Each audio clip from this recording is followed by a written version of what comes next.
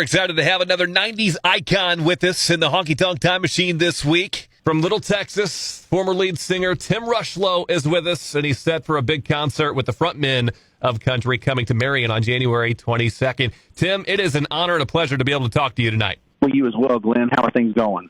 Things are going good here, and we are excited for January 22nd. First, let's talk about the frontmen of country as you've joined up with Larry Stewart from Restless Heart and Richie McDonald from Lone Star to, I guess, kind of form this power trio, and you guys are touring around and putting on shows for your fans. It's awesome. Yeah, it really is. You know, this is something that started about 10 years ago, actually 11 years ago. Richie and Larry had done a couple shows with Randy Owen from Alabama, but, of course, Randy and Alabama are really busy, and they did a couple shows, and then they were like, well, this is fun. Maybe we should try something different. And then they called me and said, hey, we've got a show coming up. Would you want to do it? And I said, sure. And we did a show at a theater, and it was just like, I don't know, man. It was like magical fairy dust was flying all over the place. It just felt like, I hadn't felt like that since I was in a band. And it was like the harmonies were there. We're like-minded. We have enough of an ego to be three lead singers, but not enough of an ego to be a butthead. We're all really good guys, you know. and it just felt so natural. And then the next month, I got a call to go overseas and play for the troops in January. I invited them to come with me, and that turned into a 10-year run going overseas every January and playing for our men and women in uniform. And it literally was just that. We might play one corporate show a year just for fun, but it was mainly just overseas. And then when COVID happened, of course, the world was, changed forever. And it really made us rethink our strategy as far as what we're all doing independently and collectively. And we just sat down and said, maybe it's not just us. Maybe people freaking out over this is really real. Maybe we should give this thing a shot. So we decided to just make the frontmen the next few years of our lives and give it a shot. And since we've done that, look, I'm a huge Eagles fan, so I don't really ever want to compare us to that. But that seems to be the common thread we get from a lot of people is, wow, I feel like I went to go see the Eagles. There's just so many hits here. And there are, and that's the wild part. It's just there is that common thread that runs between the three of our bands and the music that we fronted and been lead vocalists on for 3 decades. I mean, it's hard to argue with 30 million records and 30 number one hits. It's hard to argue with that, and we're also big fans of each other's music. So we love singing the harmonies together. We've got a killer band behind us. So it's not like each one of us walk out and do 30 minutes each. No. We're a band. We come out, we sing on each other's hits. There's harmonies everywhere. Arrangements are great. And we just kind of connect the dots and watch people look at us going, oh, I forgot about that song. So it is truly a blast. Truly a blast. We're excited to be coming to town and playing there on the 22nd. If you're a 90s country fan and you're wondering what you're going to be up to on the 22nd, I got to tell you, I know where you need to be.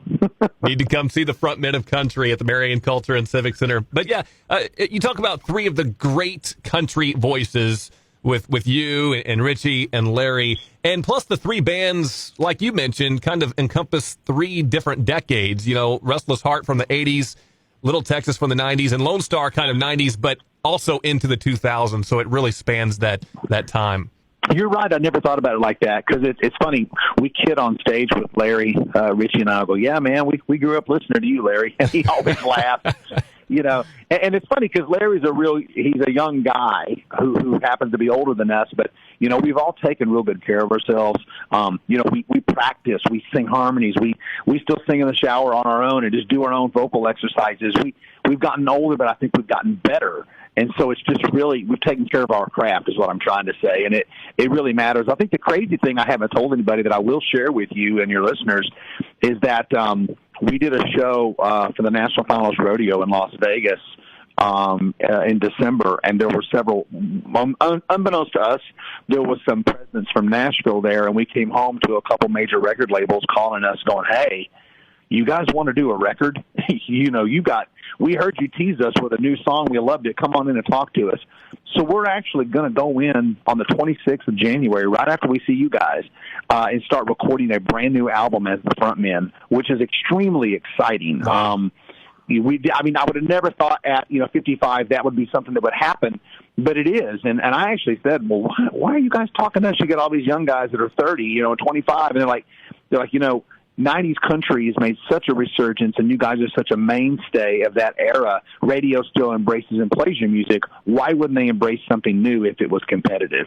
And my answer to that was, from your lips to God's ears, I hope you're right. So we're going to give it a shot and see what happens. We're real excited about it. So are we talking new material then? We're talking a brand new album of nothing but new material. I will tease you and say that there is some collaborations in the works as well with some major stars that love what we did in our bands that want to kind of collab on some of our hits as a couple bonus tracks. And so there's a bunch of crazy good stuff going on. And we're quite excited about it. So, yeah, we're talking about brand new material. You know, the last 3 years we've been writing, kind of hanging out and sandbagging songs, hoping that we might get a shot at this someday, not realizing it was really going to happen. So, although we love the fact that there are little Texas, Russell's Heart, and Lone Star fans out there that would love to come hear us and hear those songs that we sang that were hits, we're excited that that can sort of, you know, push us into a new era of new songs. And so I'm pretty stoked about it. And I'll tell you this, too. A lot of people after these shows, and Glenn, they come up and go, man, is it a shtick, or are you guys really having that much fun? And the truth is, we are having that much fun. You know, we love people. We like to meet people after the show. It's really kind of our motto to be as cool off stage as we are on stage. And every single night, people come up and just, you know, half of them are in tears over here, and I'm already there, or what might have been, or amazed, and then the rest of them are just going, oh my gosh, you took me back to this moment. And that's because those songs that our three groups had that we sang are the soundtracks of people's lives. You know, they really are. So it's just so much fun. And I don't want people to think you're going to come hear two hits and a bunch of cover songs. We do cover songs of our own hits. We got enough hits to do that, you know. So it's a blast. Yeah, I was talking to Larry about this. I miss the days of those 80s, 90s harmony country bands, and going back, you know, to the Eagles in the 70s. You know, I miss those days because you get a little bit of that now, but not a whole lot. And I really wish it would be brought back, and you guys are keeping that alive. Well, I appreciate that. That's the other thing we're doing with our writing. We're trying to write things that sort of represent who we are. No diss to what the current state of affairs in country music is. There's some great artists out there. We love what we hear. We have no complaints. Some people are like, well, they complain they're not heard on the radio anymore. We don't think that at all. We're played on the radio plenty, and we're happy and honored to be played. And there's a bunch of great new artists, but, you know, we don't sing songs about things that we don't relate to. You know, I don't have a ball of Fireball on my tailgate in my trunk, and so I don't sing about that. But I love songs that do. So it's, you know, it's okay. So we're just trying to get back to, like, you know, let's sing about life, love, and the lack of it, and remind people why we did this in the first place. And so that's what the new music brings, and of course that's what all these hit songs bring as well. And being such a huge fan of these guys, it's so much fun for me to get to sing on Bluest Eyes in Texas, or sing on Amazed, or I'm Already There, or, you know, Front Porch Looking In. And they tell me every night they love singing on What Might Have Been and God Bless Texas. So it's just this, you know, it's a really cool mutual admiration society going on with the front men. That is what I wanted to ask you next is, do you have a favorite, like, Lone Star song? You know, what's your favorite Lone Star song to sing on when you're doing these shows? Up-tempo song would be What About Now from Lone Star. Ballad would it's a real hard toss-up. I'd go with I'm Already There, only because I love Richie's story about writing it about his son. Mm-hmm. And that one, it's still I have to choke back up here singing the high harmony every night, because it's just so powerful. And you see people's eyes get glistened up in the audience, and it means something to them, you know. And it does, because it means something to us. As far as Rushlow Heart, gosh, Bluest Eyes in Texas. But I actually love singing on When She Cries. From Larry, and of course his ballads of I'll Still Be Loving You, and, you know, Rock Won't Roll, and Why It's Had to Be Wrong or Right. I love all those songs. And as far as mine, that's hard for me to tell you, because I don't know. I just know that, you know, God Bless Texas, I don't care where you're from, you're a Texan on that song, right? You know, and so that seems to always do it. But for me, I've always found it really compelling that, you know, everybody has a what might have been in their life, me included, you know, and it even if you're really happy where you're at in your life, to know that there is a spot in your world where you could have went right instead of left at that Y in the road, and it might have been a completely different scenario.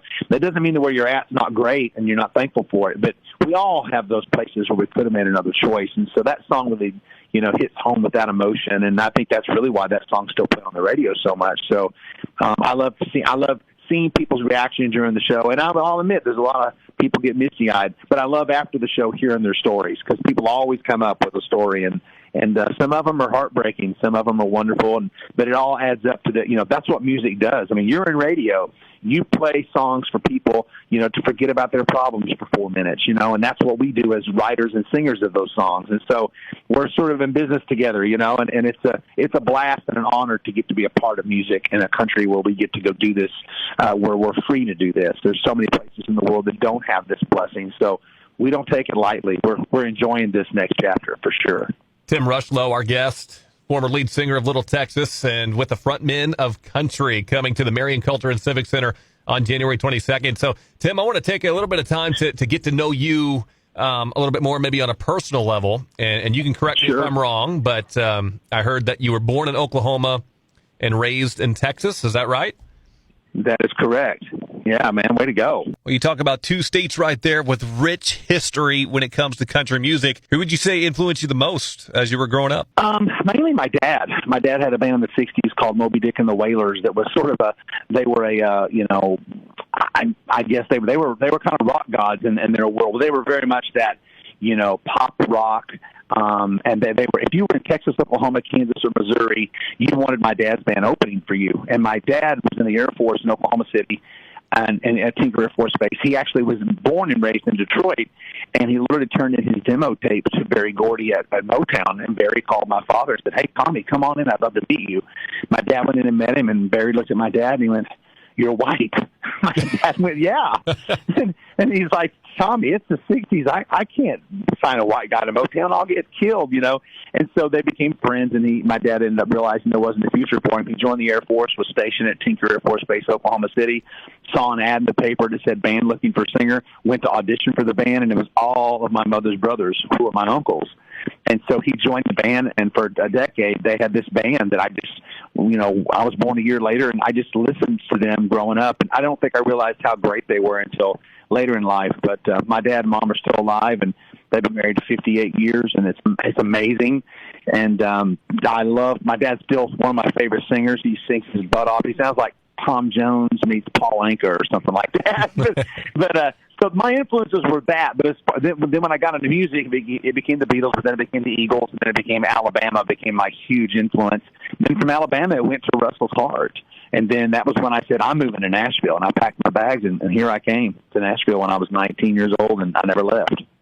Just mentioned some huge bands there. So was being in a band like your father, was that kind of always the goal, or? Yeah, it was. It was never not an option. I've always believed in the statement, and it's actually a book I'm writing. It's called No Means Not Yet. And I really mean that. I've been told, Little Texas got told no by every label in Nashville 6 times. And a lot of it was because of me. A lot of them said, that singer, he seems kind of clubby. He's just sort of like, I don't know, he's entertaining me too much. Just shut up and sing.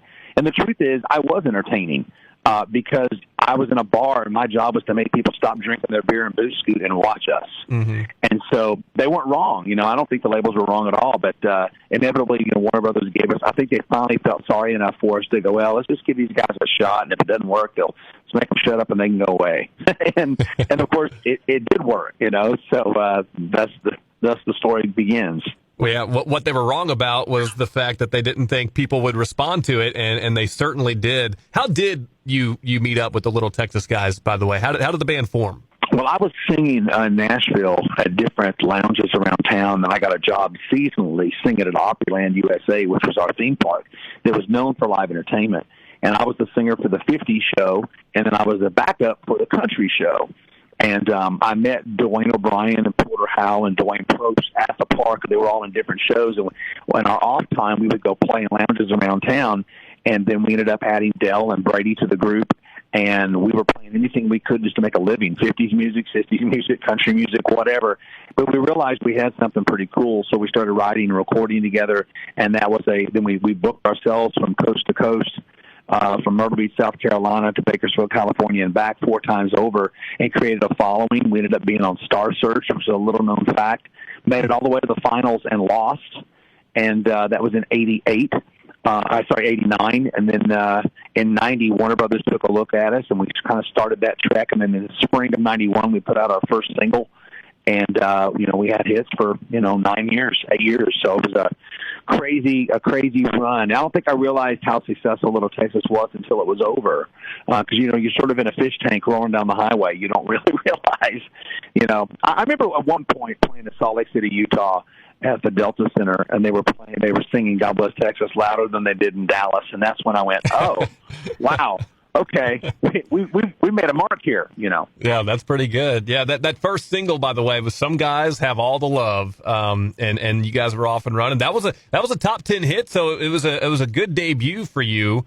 What do you remember about just kind of that song and getting off and running like that, and how your life changed? I remember pulling the car over in Wichita Falls, Texas, with KLUR was playing our songs the first time we heard it, and Brady and I were up front driving the van. The rest of the guys were sleeping in the back, and we pulled the car over and did a victory dance around the van and the trailer, and we knew that something good was happening. It wasn't like we grew our hair out and went, hey, let's have long hair. Everybody had long hair. We just had long hair.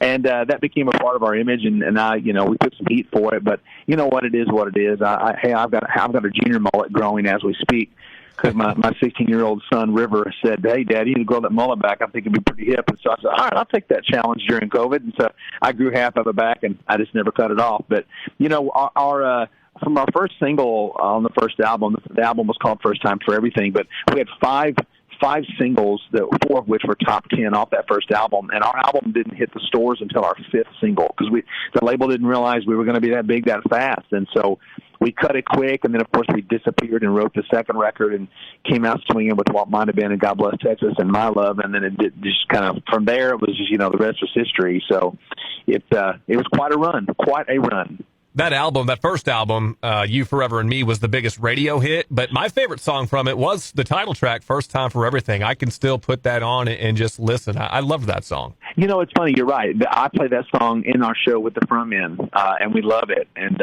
crowds eat it up, and I do a little medley of songs. It's got Life Goes On, A First Time for Everything, Some Guys Have All the Love, and even some Kick a Little in there, and people just, you watch people connecting the dots, and their eyeballs just going, oh my gosh, I love this song, or I forgot about this song, and so it's a real cool feeling to know that those songs connect with people. People love First Time for Everything. They just always have. That's a real cool anthem. You talk about God Bless Texas for the next album, big time. It doesn't matter where you're from. I grew up in Missouri. I loved God Bless Texas, and it has had such staying power that just the other night it was in an episode of Righteous Gemstones. I think Joe Jonas sang it. So it is still a powerful song to this day. Yeah, it really is. It's funny. I had a friend call me a couple years ago, and it was in another HBO show called Cheer. They were, oh my gosh, your song's on here. And so, yeah, I mean, it is funny how that works, and but it's a blessing too. I still think it's a funny thing. I remember being at a gas station here in Franklin, Tennessee, about probably 12 years ago. This big truck pulled up and out and got Little Jimmy Dickens from the Grand Ole Opry. Oh, cool. And he was on the other side of the turnstile getting gas, and he just leaned around and he goes, hey. I said, hey, Little Jimmy. He goes, what are you doing, God Bless Texas, man? And so you never know who's going to hear that song, and it's going to stick with them. But I always remember that. It's a fond memory. That's got me thinking. When I talked to Larry last week, he was telling me about Bluest Eyes in Texas and how that song helped Restless Heart get big in Texas. And then I started thinking, man, so many singers around that time were putting out songs that mentioned Texas, and I just wonder if that was the reason. If it was because they needed some airplay in Texas, so they needed some Texas songs. Is there anything to that? Not for us. I mean, we played Texas a lot. Obviously it's a big state. There's a lot of great honky tonks down there, and we were very successful down there. Ironically, four of us were from the state, but that had nothing to do with it. Little Texas was actually a place outside of Nashville here where they used to make moonshine in the Prohibition days, and the guys would wear gun belts. And they would always say the law would come in, but the law would never leave. And it was called Little Texas for that reason. And so we rehearsed it out there in a double-wide trailer, and that's how we got our name, kind of thinking we'd find a better name later, and it just stuck. And we were happy it did. But Texas for us, I mean, I remember playing in Texas. There's nothing like, a bar full of Texas women boot scooting across the dance floor. And that's really where God Bless Texas came from. we're all on stage looking at each other like we're on Mars going, God bless Texas. This is fantastic. Just looking at the visually pleasant scenery. So that's the motivation for where the song came from. It's funny. It was never saying that Texas was better than anywhere else. It was just a moment in time where that got spoken, and it just stuck, and it still sticks today. That being said, anytime you play it in Texas, I'm sure the ovation is just insane. Well, it's funny. This last Sunday, I was watching the Cowboys play, and they played God Bless Texas twice after touchdowns. So you just never know, what's going to show up. Matter of fact, they played kick a little. They played kick a little on the Titans game this last week twice as well. So I mean, hey, I'm honored.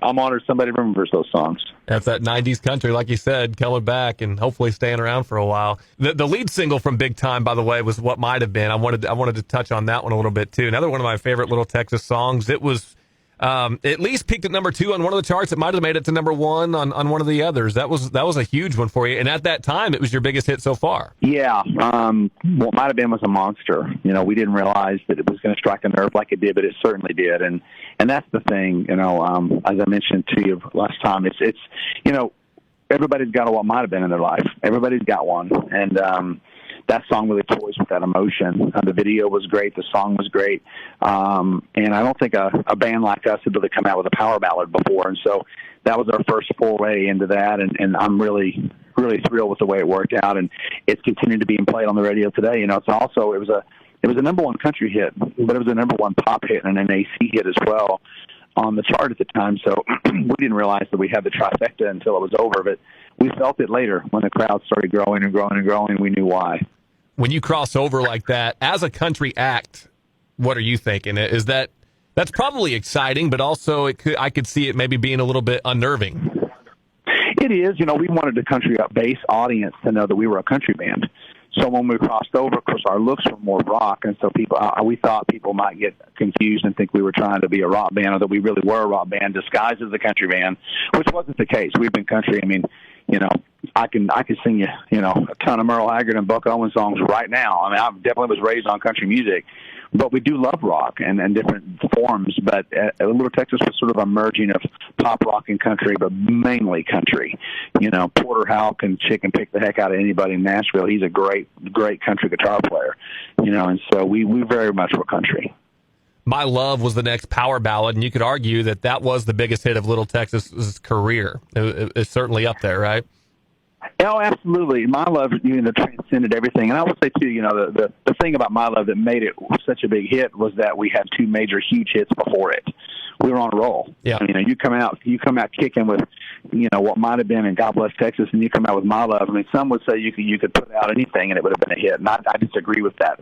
But My Love's a great song and a great vocal, great performance in the band, and we chewed it up pretty good. So I was really thrilled with the song and the way it did on the charts completely. Those songs are awesome, those power ballads that you had, but I think Little Texas is probably known for the energy, the excitement, picking it up a little bit, like on songs like Kick a Little, which was another big one that came out the next year off of the album of the same name. Is it a lot of fun to record and play songs like that live? It's a blast. It's still a blast. Things that become anthemic are what they are. They're just anthemic. And so, people love to shout, put their fist in the air and sing along, and we love that. It's a great problem to have, and it's never a problem to have those songs in your arsenal. And I always love Larry and Richie because they love singing those songs with me, and it's just fun for me to watch those guys. We get done with the show, and they're like, "Dude, I love singing that song with you." So it's always a fun thing for me to kind of get to listen to those guys, and vice versa. Me through their songs as well. From that same album, Amy's Back in Austin is my all-time favorite Little Texas song, and I think I didn't realize it until later in life, but I think it's because it reminds me of the Eagles a little bit. Would you agree? Oh, yeah, it's very much got an Eagle-esque vibe. It's a great song. Brady Seals and Stephen Allen Davis wrote a great song, and I still talk to both those guys all the time. They're dear friends of mine, and yeah, it really captures a moment in time. There's a lot of innocence in that song, and we all have had that emotion of somebody being back in another town where we used to be, or they went back to that town, and you're wondering where the heck they are tonight. That song just has the mojo all over it, and it is very Eagle-esque. It's funny, I go downtown Nashville when my family comes in town. I'll go show them around and show them some sights, and it never fails. I'll be passing all the bars on Broadway, and there'll be 1 or 2 bands playing that song when I pass. It's just a good band. It's just a good band song, but I loved being able to sing it and put some emotion into it, and I still love to do it now. It's the first song I sing every night. That's the song I sing out of the gate usually. How much business did that song get the La Zona Rosa Cafe? Quite a bit. They disappeared for a while, and now it's actually back in business again, so I'm happy to hear they're open again. And I hope that Amy's still working there.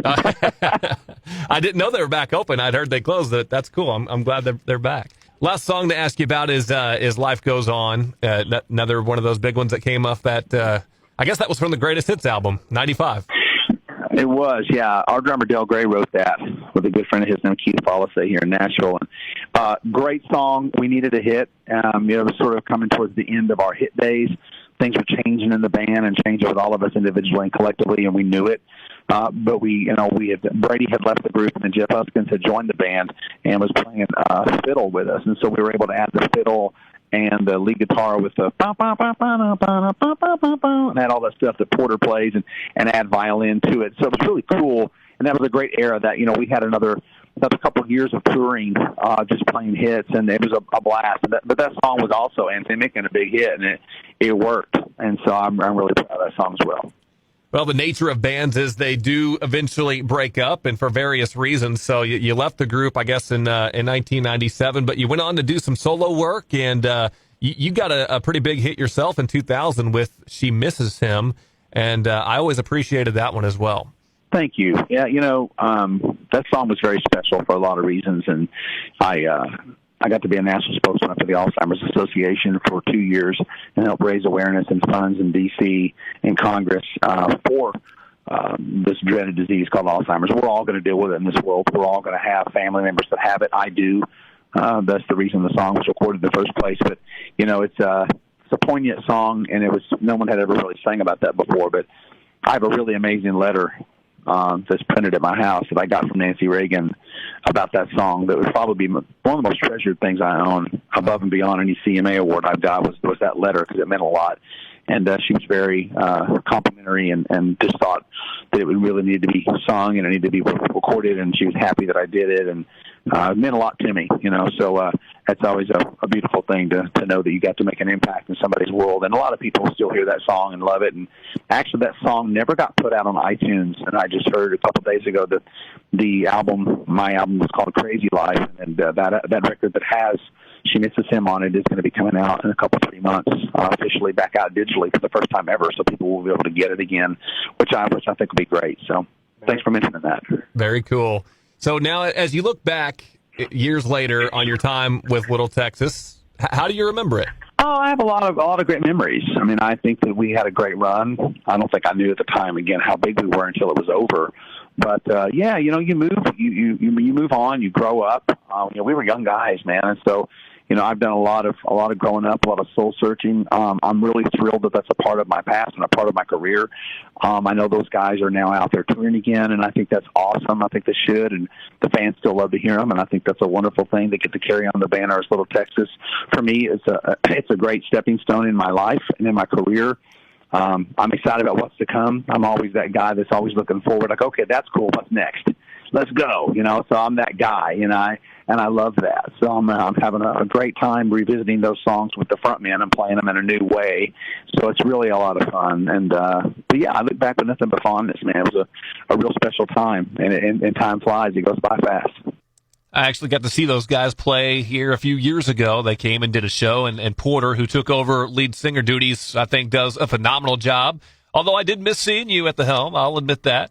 Well, I appreciate that. I think they're doing a great job, and I'm very excited for them. And I'm just happy to be doing what I'm doing, and I wish them nothing but the best, though. Everybody on good terms with you guys? Oh, yeah. We still talk. Everybody gets along really well, so there's no issues whatsoever. Things are good. Things are real good. I think fans would just love to hear that. Yeah. Tim Rushlow, our guest, former lead singer of Little Texas, now with the frontmen of country. And you can see him January 22nd and hear all the songs that we just talked about, the Marion Culture and Civic Center. Tim, I've had fun, and this is kind of a stories behind the songs type of thing. So if there's any other stories or notes to mention about your career or Little Texas before we let you go, I'd love to hear it. Well, I appreciate it, man. As far as you pretty much covered it. You did a great job in your research. I think overall, I think for me personally, I'm just very grateful that I've had a run and been able to have success in country music and to make a living and to make a difference for people. I've never taken it for granted, and I think as I've gotten older, I've become much more grateful that God put me here to be a singer and a songwriter and an entertainer. And so to get to go and perform, whether it's the old songs people might know me for or the new stuff that's coming out with the front men, the fact that I get to do this for a living, I do not take it for granted. I'm very blessed and very grateful to get this shot, and every day it's more fun than the last day. And so it's become a real cool full circle decade for me, but I'm really enjoying where I'm headed, and the future looks bright. Future looks so bright, I got to wear shades. This is a Tim Rushlow interview, not a Tim Buck 3 interview. And by the way, my research consisted of just growing up in the 90s and listening to all these songs on repeat. And I want to thank you for making my childhood fun. Man, thank you, brother. Glenn, it's great talking to you, buddy. You have a great day, and please come see the show. I'd love to say hey to you, man. It's a great show. All right, Tim. I sure appreciate it. Thank you so much. Yeah, bud. Thank you. Okay, bye-bye.